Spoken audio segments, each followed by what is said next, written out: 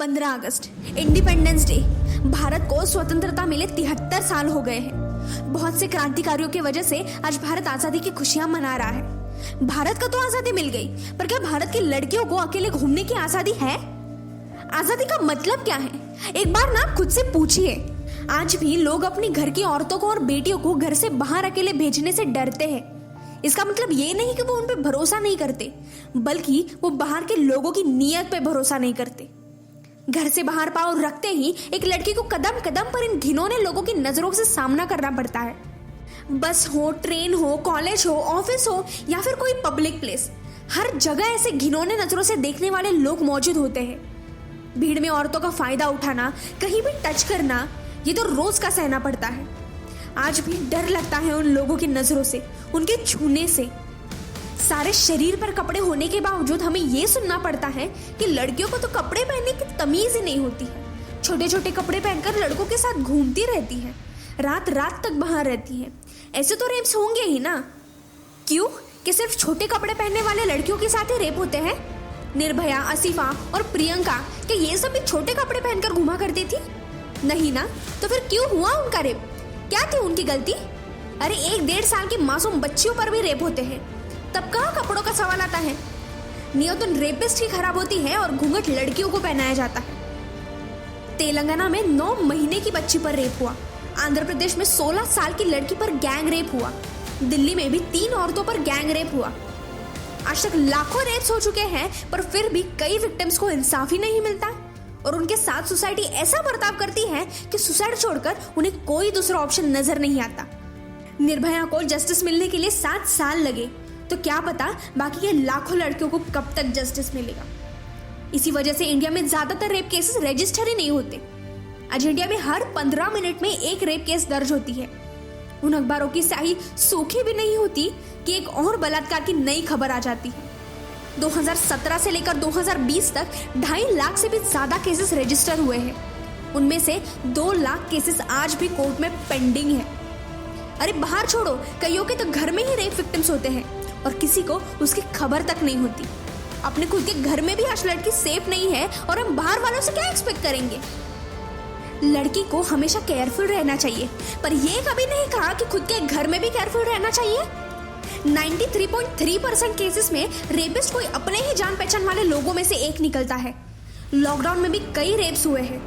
दिल्ली में एक 12 साल की लड़की का रेप हुआ और उसे बहुत ही बुरी हालत में घर छोड़ा गया था। एक 13 साल की लड़की के अपने बाप ने ही उसका रेप किया। इतना ही नहीं, दिल्ली में एक डॉक्टर ने एक कोविड-19 पेशेंट पर रेप किया। अब ये तो पक्का है कि कुछ लोगों की हवस इतनी बढ़ चुकी है कि उन्हें एक जानलेवा वायरस से भी डर नहीं लगता। थोड़ा एडजस्टमेंट तो करना पड़ेगा ना बेटा। ऐसे तो बचपन से ही लड़कियों को कहा जाता है। ऐसे करते करते ही सारी जिंदगी एक औरत एडजस्टमेंट में जीती है। क्यों? ऐसा क्यों? क्या लड़की होना एडजस्टमेंट है? क्यों उसे चुप कराया जाता है? क्यों उसे नहीं सिखाया जाता कि बेटा तुम अपनी आवाज उठाओ? अपनी सेल्फ डिफेंस के लिए कुछ सिखाने के बजाय क्यों उसे बाहर जाने से रोका जाता है? क्यों? तो अब आप बताइए कि कहाँ है आजादी और कितनी आजाद है लड़कियां भारत में? इन सब के बाद भी लोग ये कहते हैं कि वी रिस्पेक्ट वुमेन, हम औरतों की बहुत रिस्पेक्ट करते हैं। ये तो ऐसा हो गया ना कि 100 चूहे खाकर बिल्ली हज करने चली। मुझे आज भी याद है, 11 साल की थी मैं। ऐसे ही खेलने कूदने फ्रेंड्स के साथ मस्ती करने जाया करती थी। एक दिन उसी समय एक आदमी ने मेरे पास आने की कोशिश की। मुझे कई जगह छूना चाहा। उधर से तो मैं भाग गई, पर आज तक मुझे वो टच याद करने से भी डर लगता है। कभी कभी तो उस इंसिडेंट को याद करने से मैं सारी रात सो नहीं पाती। मेरी रातों की नींद उड़ जाती है, घिन आती है खुद पर। अपनी मौज के लिए ऐसी हरकतें करने वाले अश्लील लोगों को क्या पता उस औरत पर क्या गुजरती है। क्या खुद के माँ बेटियों को भी ऐसे ही टच करते हो? नहीं ना। तो वो लड़की भी किसी की माँ, बेटी या फिर बहन हो सकती है ना। उन पर क्या बीतेगी ये कभी सोचा है? नहीं। हम क्यों सोचेंगे ऐसा? हमें तो अपनी घटिया सोच के साथ ही जीना है। एक अकेली लड़की के मन में आज भी अपने आसपास के हर आदमी को देखकर एक अजीब सा डर लगा रहता है कि कहीं उनमें से कोई उसके साथ गलत हरकत ना कर दे। गलत टाइम पर बाहर जाना, गलत कपड़े पहनना, गलत फोटोज पोस्ट करना, गलत प्लेसेस पर जाना, लड़कों के साथ घूमना, इसी से तो रेप्स बढ़ते हैं ना। ऐसा ना करने से भी तो लाखों रेप्स हुए हैं। उनका क्या? बलात्कार छोटे कपड़ों से नहीं, पर छोटी सोच की वजह से होते हैं। एक लड़की रात में तो बिल्कुल भी नहीं निकल सकती, क्योंकि तभी तो ये जानवरों को फायदा उठाने का टाइम होता है ना। इस सब के बाद क्या सिर्फ लड़कियों को ही ब्लेम करना सोल्यूशन है? हम ये तो बहुत कहते हैं कि रेपिस्ट को फांसी देनी चाहिए, उन्हें जिंदा जलाना चाहिए, पर क्या उससे रेप्स होना रुक जाएंगे?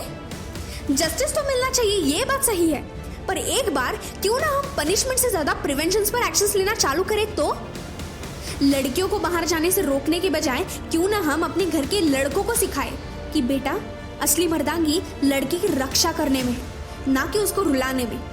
हर एक लड़के को सेक्स और रेप इन दोनों का डिफरेंस बताना चाहिए, उन्हें सेक्स एजुकेशन की नॉलेज देनी चाहिए, उन्हें इन सब बातों से अवेयर करना चाहिए। इसमें सबसे पहले घर का एनवायरनमेंट बहुत मैटर करता है। अगर घर में ही बच्चों को अच्छी सीख मिली ना, तो आगे जाकर वो ऐसी गलतियां नहीं करेंगे।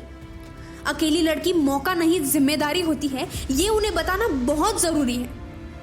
फिर कुछ लोग अभी ये कहेंगे कि गवर्नमेंट एक्शंस ले रही है, हम पुलिस में जाकर कंप्लेंट्स कर सकते हैं, पर आज के दिन तक हर लड़की पे गंदी नजरें, घटिया कमेंट्स और वाहियात हरकतों से जो रोज मानसिक बलात्कार होता है, वो किसको जाकर बता सकते हैं? उसकी कंप्लेंट कहाँ जाकर कर सकते हैं? आजकल तो फ्रीडम ऑफ स्पीच के नाम पर सोशल मीडिया पे लड़कियों को रेप थ्रेट्स दी जाती है। फिर इन सब चीजों में पॉलिटिक्स और गवर्नमेंट को घुसेड़ दिया जाता है और फिर बोला जाता है कि गवर्नमेंट तो कुछ कर ही नहीं रही। अरे भैया, गवर्नमेंट कहाँ से आ गई? गवर्नमेंट हर इंसान के दिमाग में तो जाकर नहीं देख सकती ना कि उसकी सोच गलत है या सही। अगर हमें हमारी बहन बेटियों की रक्षा करनी है, समाज में बदलाव लाना है, तो हमें खुद से शुरुआत करनी होगी, तभी जाकर हमारे आसपास लड़कियां सुरक्षित महसूस कर पाएगी। और अगर आप हमारी बातों से सहमत हो तो वीडियो को ज़्यादा से ज़्यादा शेयर करना। And happy independence day.